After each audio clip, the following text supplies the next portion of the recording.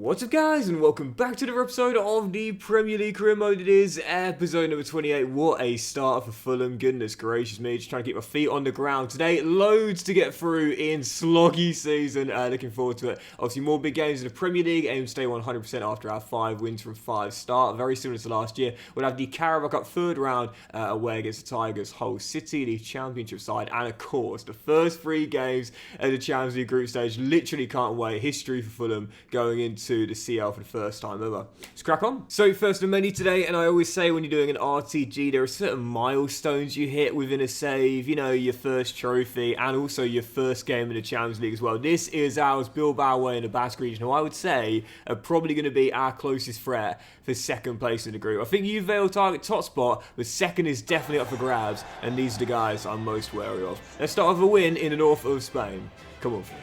First player you put on 100 grand a week plus, your first piece of silverware. If you're starting in a lower tier, first time you get to the top tier of a football pyramid in the country. Yep, loads of milestones, and this is definitely one of them as well. So always fun to play. Even better if you get off to a winning start. And based on the start we've made to the season, you'd definitely say we're favourites. Ties Sterling, this dude is just unreal, man. It was Atletico Madrid that beat Fulham in that Europa League final back in 2010. I'll always remember that run. Like I know other English teams and British teams have gone on runs similar to that.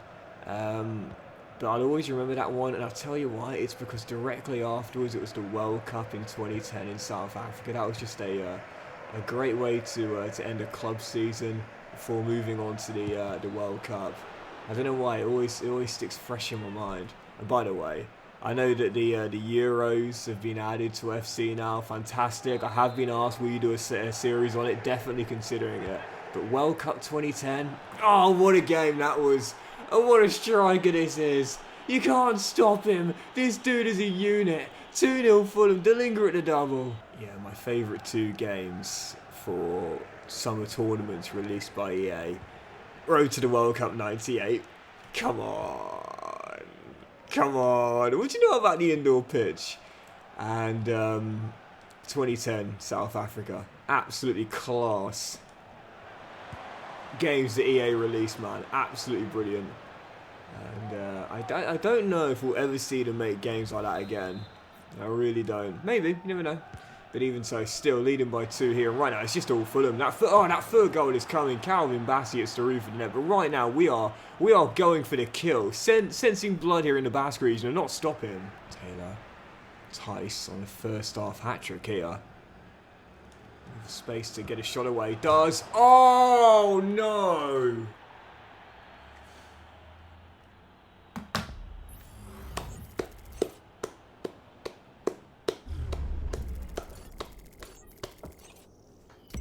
I mean, when you talk about unstoppable, that is how you can define not just this forward, but the shot itself. Bilbao, no, it's over. Ties Sterling has just I've never seen that animation before.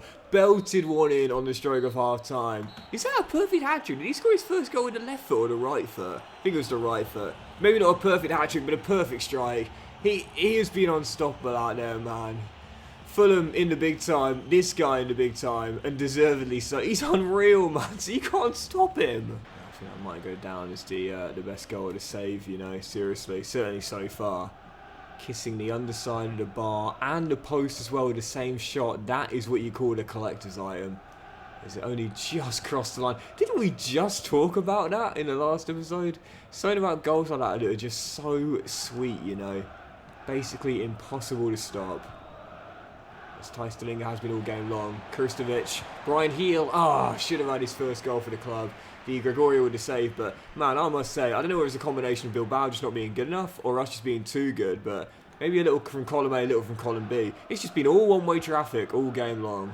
And so right on cue, just as I say that, the jinx starts once again as soon as I say something prior to the contrary. Yeah.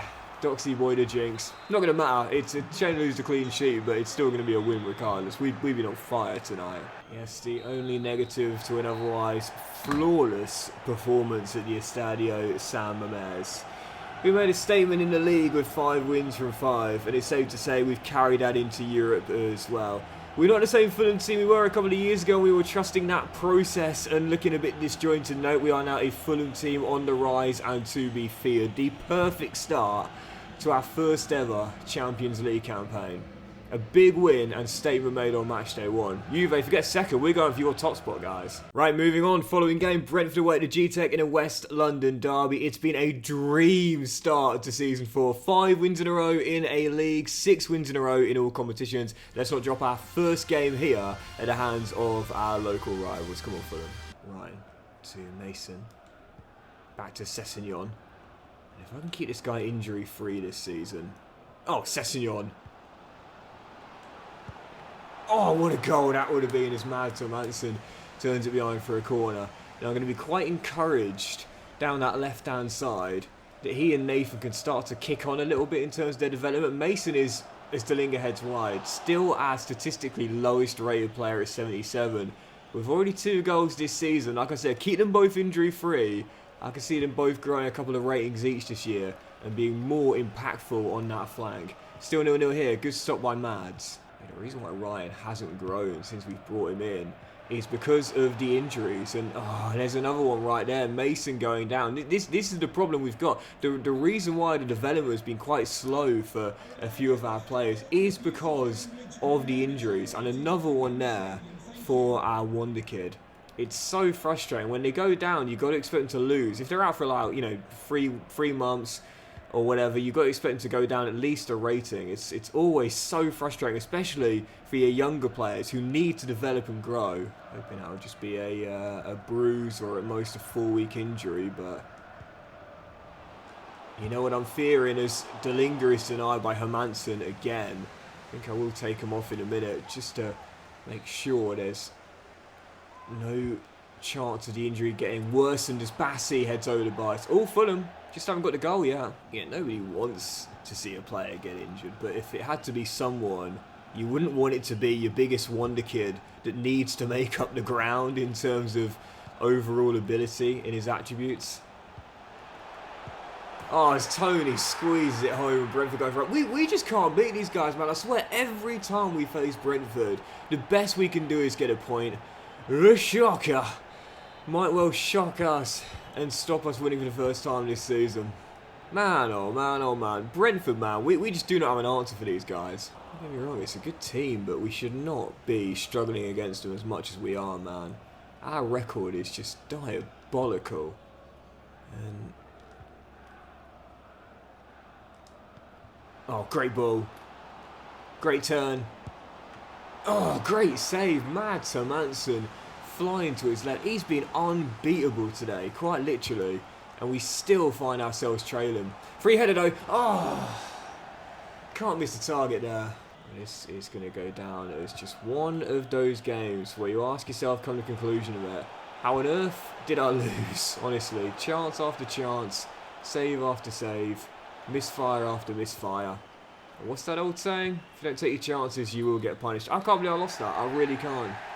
So frustrating. I don't mind if there's been a game where I've been absolutely dominated and torn apart. Fair enough. But games like this, to lose your winning run, it hurts so much more, you know. Because you shouldn't have failed to win. You should have won comfortably.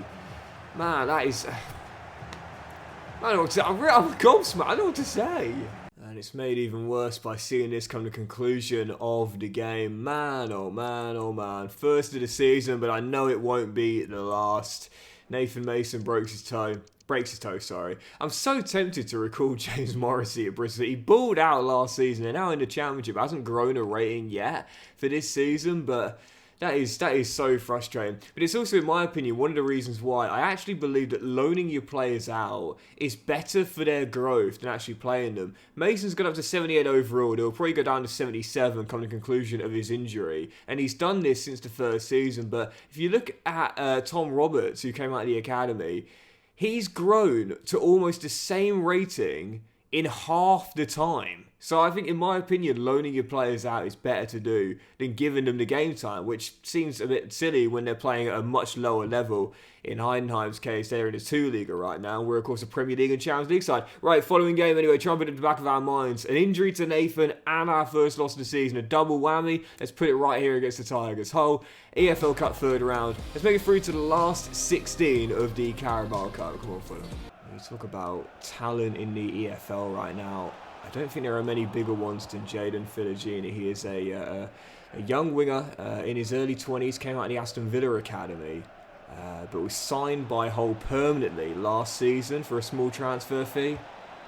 Oh, his Traore fires just wide. And he had a brilliant debut year for the Tigers, scoring several goals and looking incredibly promising.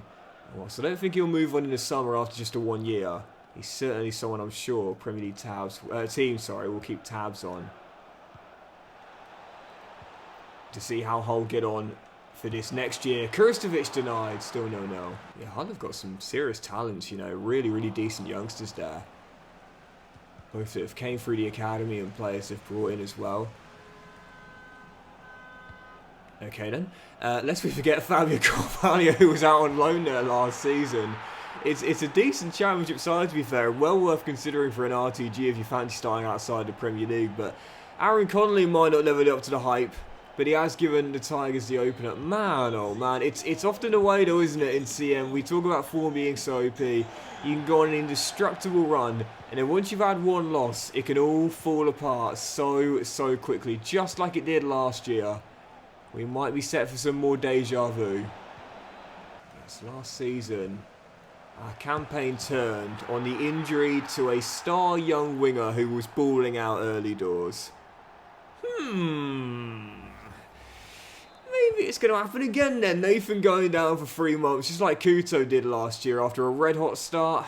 And then the season implodes. We got on a run of 1 win in 10 after that injury to Kuto last year. We may be set for the same sort of form this year. Tavares' gaffer, hold that fort. 2-1, back in it instantly. I believe that is Nuno's first goal for the club as well. But unfortunately, unless we can find another one, it's going to come in vain. Cesar. Straight at the keeper. Parried and cleared. 27 minutes of forced penalties.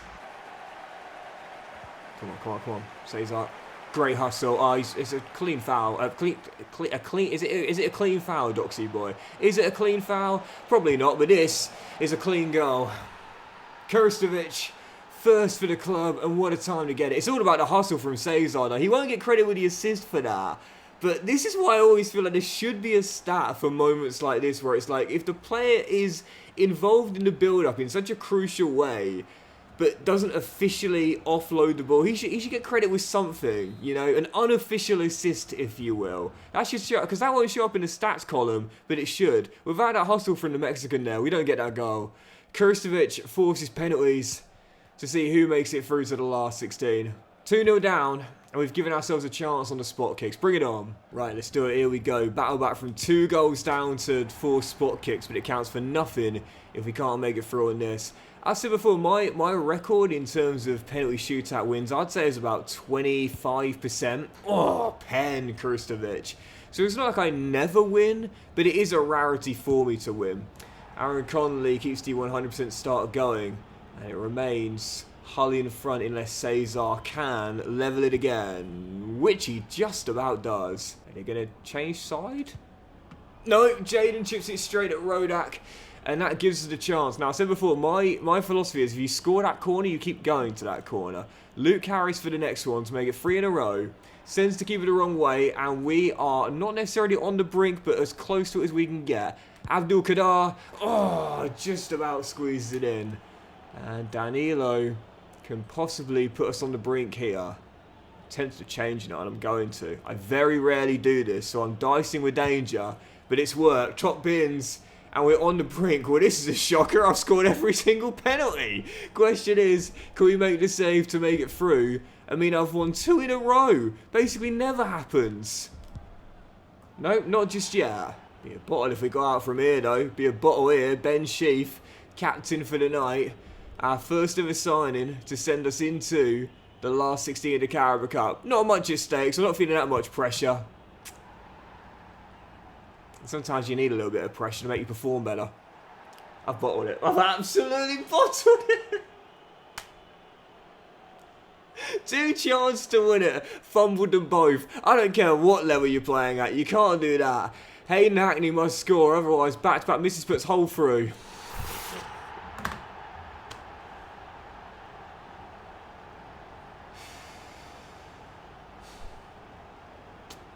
Docks fumbling penalty shootouts. A tale as old as time. Dear oh dear, honestly. I mean, it's just, I don't know. Like, I can't win penalty shootouts, you know. I really can't. It's just, as I said before, it's as much mental as it is technical, you know, but I just never seem to get it done, you know. Like I said, my ratio, I would say, is 1 in 3, possibly even 1 in 4, which is an incredibly poor record. But, and put it this way, it means that when I do win, which is much of a rarity as it is, it does feel great. But, like I said, it's why when the game does go down spot kicks, I always just assume I'm going out. Right, following game, Brighton home. Let's try and put it right here. Back-to-back losses, technically, if you count that game there as a loss. Now taking on the Zerbi side. Still top, but only on goal difference. Let's try and pull away from the chasing pack here and get back to winning ways, back at Craven Cottage. Come on, Fulham. Obviously, I know it's not Roberto De Zerbi now. I don't know who's set to take over, actually. I'm not too sure. Be honest, I haven't read much about Brighton since the De Zerbi departure was announced. So I actually don't know who's going to come in to replace him there. Their recruitment, as we know, has been spot on for several years now. So I'm sure they're taking their time, making sure they get the right fit. It'll be interesting to see who does end up taking a job there. Well, it's definitely an attractive place to take over as manager. Anyway, 12 minutes in, still 0-0, and we really need to bounce back. How often do I say, if you've had a loss, with form being so OP, you got to bounce back instantly, man. You do not want to leave it too long. Oh my goodness. Without getting back on the winning wagon, because otherwise things like this start happening. That went in, And Mads lifts it for Delinga. Heads on for Torre. And cleared away in the nick of time. This is a big game here for us. Got to return to winning ways within it. Great ball. Jamie. Oh, what a save by Carl Rushworth. Swansea City icon in my save with the Welsh side earlier this year. Keeping it still at 0-0. This may well just be like the Brentford game. Lots of chances, but just can't get a goal. Let's see this first half out. Still tied at 0-0. Go into the second with a bit more intensity. If I go behind her, that'll be a... Oh, what a save, Lance. Big blow.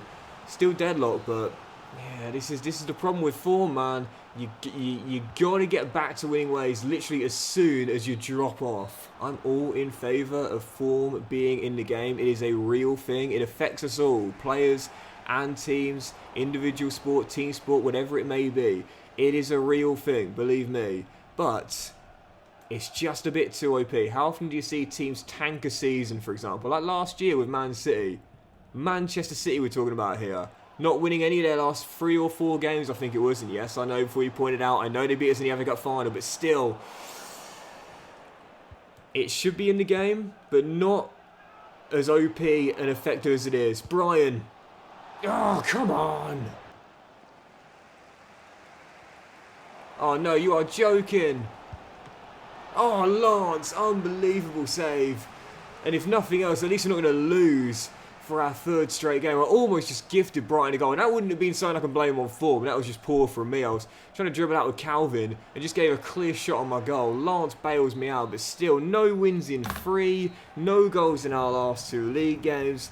If you didn't believe me before, you must be believing me now. Form is just unbelievably powerful in career mode. It's insane how difficult it is to win when you've not won more than well, if you haven't won in 2 games, for example, it just becomes, it's like running in a dream. It feels impossible. Still, can't expect to change things. If you keep making excuses, just got to pull yourself up and get it right in the next one. Following contest, and it is a massive one as well. Juve was shock loss on match day 1 to Sturm Graz, heading into this one. Huge game at Craven Cottage where they'll be having flashbacks to that 2010 run in the Europa League when Fulham knocked them out. The old lady on match day 2 in our first ever CL game here in West London. Let's get a shock win, return to winning ways, and get 6 points from 6 in the Champions League group. Come on, Fulham. Yeah, one of the all-time great moments in my opinion, Europa League history, to be honest, but also certainly in Fulham's history as well. I believe it was Clint Dempsey who scored the winner. Correct me if I'm wrong, Fulham fans. Oh, what a save, Chesney, in what was an extraordinary comeback to knock out the old lady. So tonight, looking to channel our inner 2010 Fulham. Unfortunately, at the moment, when things are going bad, it's just so hard to get back to the form you're in. And I'm certainly feeling it right now. So it's an incredible Juventus team as well, adding to it this year with Bruno Guimaraes. We've got this man who is basically unstoppable right now. Someone get on the end of this, please.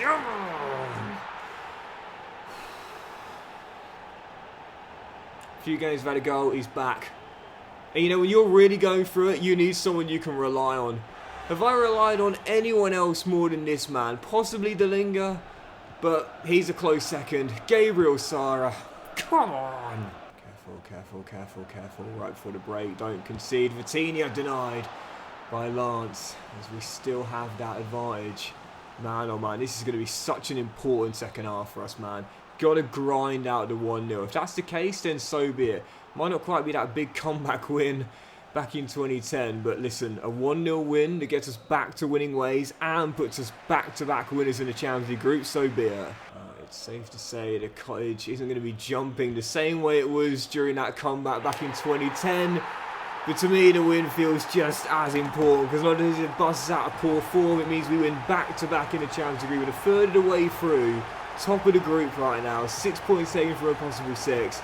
Yeah, okay, disappointing mini run, but the perfect bounce back there. Sometimes you just got to grind out any sort of result you can to bust yourself out of poor form and low mood. That's a huge 3 points against Juventus. Still, whilst it's nice that the Champions League is going according to plan right now, could really do a get back to winning ways in the Premier League after no goals or wins in our last 2. Palace flying out of the block, 6 wins in 7, right now top by 2 points. Let's try and overtake them here with a win in North London against Tottenham Hotspur. Big game here. Come on, Fulham. Calvin. Taylor. Vifer. Back to Bassi. Still tied at 0-0. Lovely ball through though. I must say in the first half, we not have had the clear-cut chances yet, but the passing's been really good. And it's a wonderful move. It would have been a wonderful goal, but the finish by Kuto was straight of Vakari. It's just amazing what that one win can do for you though, man. Seriously. It really rebuilds your confidence like nothing else. It is crazy. It's why I always say it. If you've gone through a tough spell, you just need a scratch. You just need a gimme. It's amazing what happens as soon as you get one. Such a shame I blew that finish with Kuto, because that was such a nice team move, and unfortunately I don't think we'll get any better chances than that. Passing's been nice, but that's the only time I've been inside. Sesko with the winner. Spurs have won it late. Might have got back to winning ways, but that was in Europe. In the league, our form continues to tank. Still time. Oh yeah. Oh yes indeed. We picked the ball up though, Ty, so I still think we can win this game here. Wonderful turn, wonderful finish, back on over terms, but I still think we can win this. Final chance. Sara! Gabriel Sara!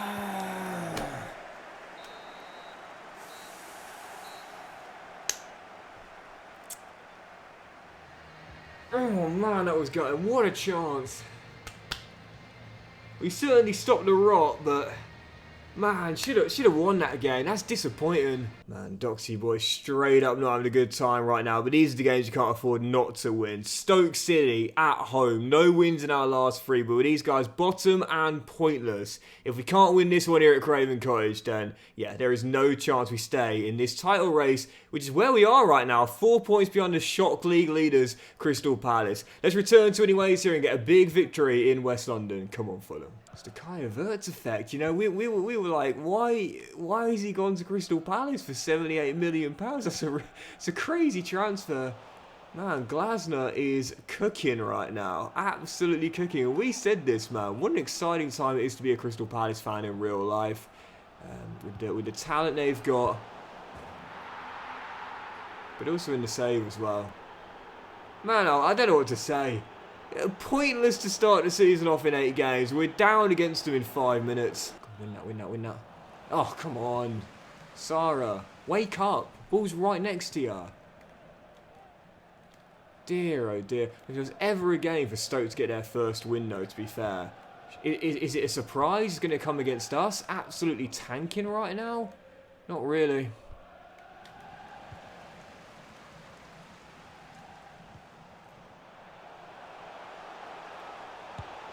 Come on! Perfect way to win the first half. Let's flip this script and win it in the second. I was hoping by now we'd be home and dry, so I could take off some of my starters ahead of that game against Sturm Graz in Europe in the week, but instead, sod the Austrians, because I need to win this one here. No wins in 3 in the league. I am not prepared to fail to win this one. Delinga completes the comeback. Fulham in front. Starting to get a bit aggressive now as Taylor wins it back, and sometimes you just got to do that. Sometimes you got to pop out and show teams. Oh, Gabriel, come on! Give me a ball. Delinga, wrap it for me, son. Put those points in the bag and Fulham back to winning ways.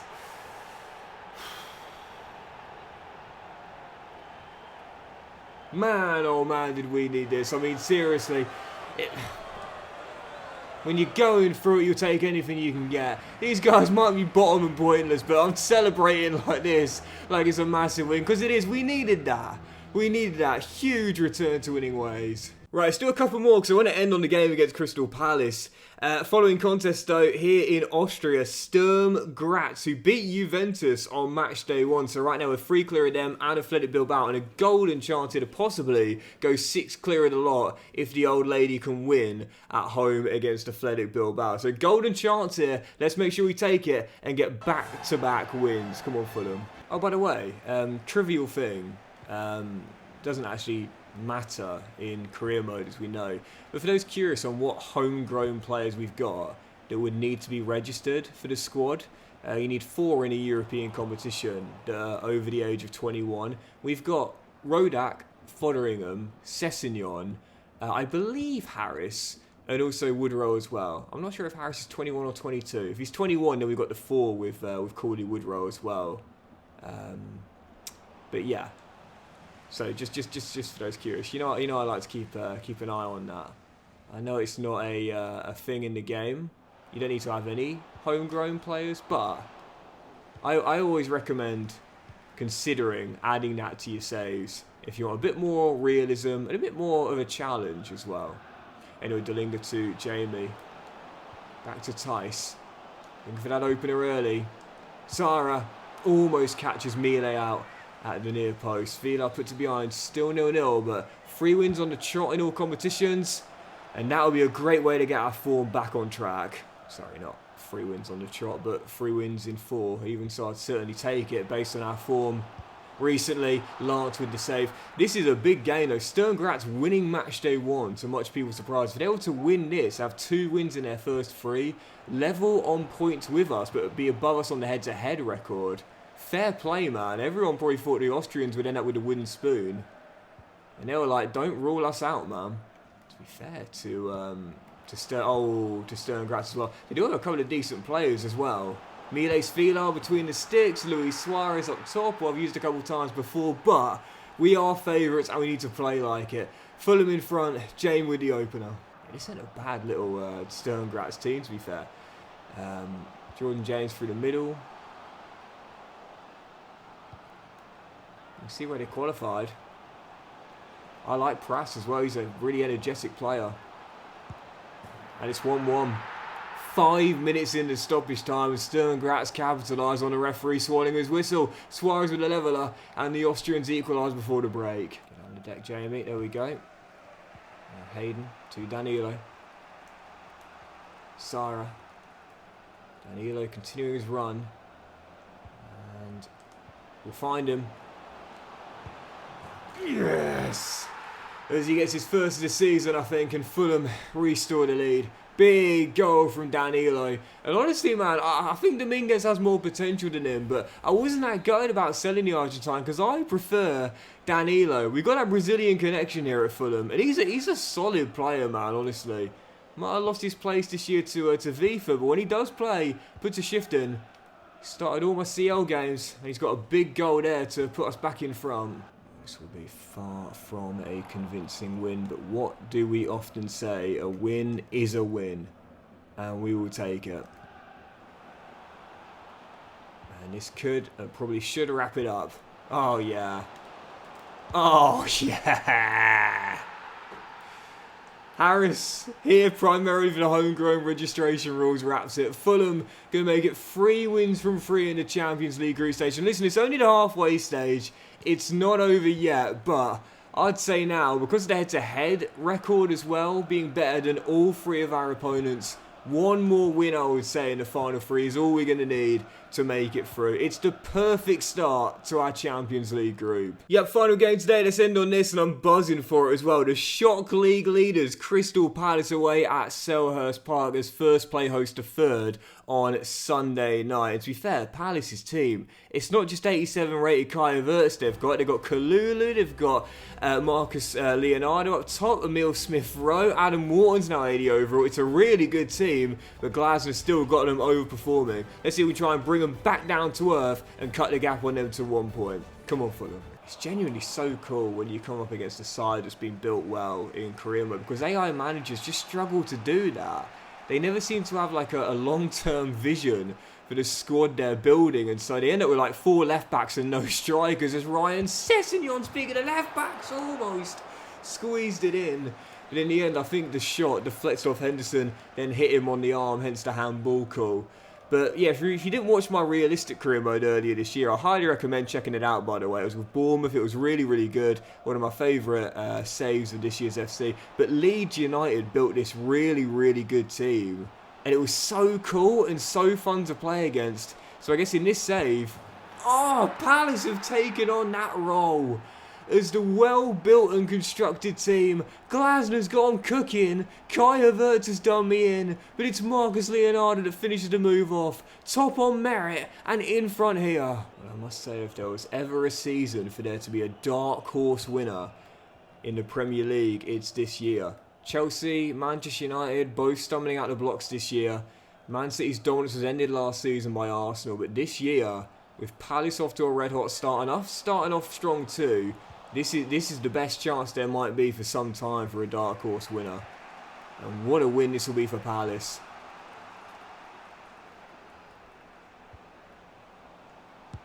Yes! Or not. Come on.